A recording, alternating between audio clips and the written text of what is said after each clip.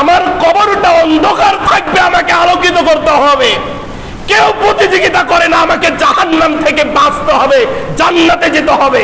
কেউ প্রতিযোগিতা করে না যে আমাকে আল্লাহকে সন্তুষ্ট করতে হবে, শয়তানকে সন্তুষ্ট করা যাবে না।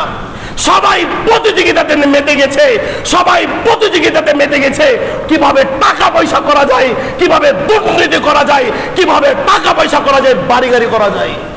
কেউ চিন্তা করে না আমার কবর যে অন্ধকার আছে সেটাকে কিভাবে আলোকিত করা যায়।